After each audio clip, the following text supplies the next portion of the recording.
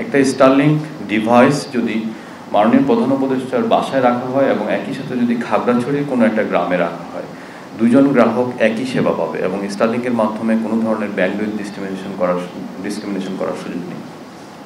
IoT ক্যাটাগরিতে $10,000 এবং $10,000, আর broadband internet ক্যাটাগরিতে দিয়েছে $20,000 এবং এই টাকাটা ইয়ারলি অর্থাৎ প্রতি বছর এটা তাদেরকে দিতে হবে।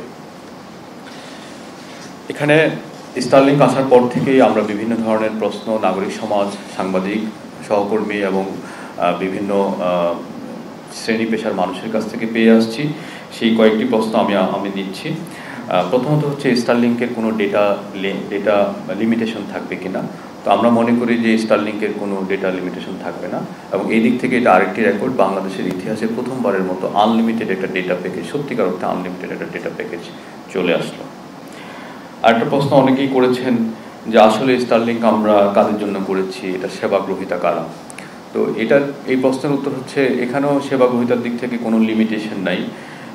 স্টারলিংক একটা হচ্ছে ডিরেক্ট টু ডিভাইস, সেই ডিরেক্ট টু ডিভাইস সেবাটা আমরা দিচ্ছি না, আমরা দিচ্ছি স্টারলিংকের একটা রিসিভার থাকবে, সেই রিসিভারের মাধ্যমে তার একটা রাউটার আছে, সেই রাউটার দিয়ে ওয়াইফাই ডিভাইস দিয়ে সেটা একটা ওয়াইফাই নেটওয়ার্ক তৈরি করবে।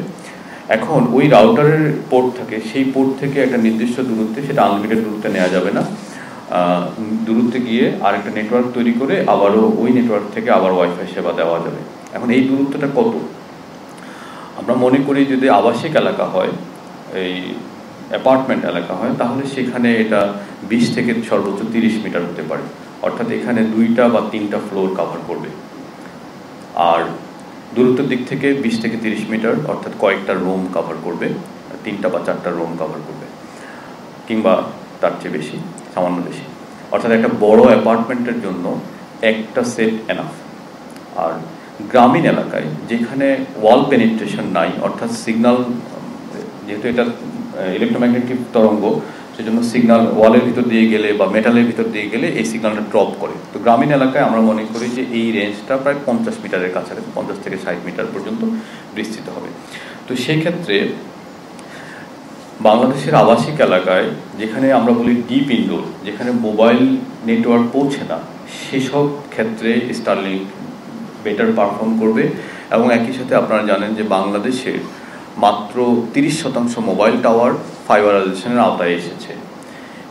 বাকি যেই টাওয়ারগুলো, অর্থাৎ এই যে বাংলাদেশে প্রায় 40,000-এর কাছাকাছি টাওয়ার আছে, সব কিছু মিলে সাধারণত সবচেয়ে বেশি গ্রামীণ ফোনে সভাপতি হয় প্রায় 25,000-এর মতো। এই সব টাওয়ার যদি আমরা হিসাব করি, সেখানে 30 থেকে 35% টাওয়ার ফাইবারাইজেশনের আওতায় আসছে। যেহেতু ফাইবারাইজেশনের আওতায় আসেনি, সেজন্য মাইক্রোওয়েভের মাধ্যমে স্বল্প সক্ষমতার ব্যান্ডউইথ দিয়ে এই টাওয়ারগুলোতে ইন্টারনেট দিতে হয়।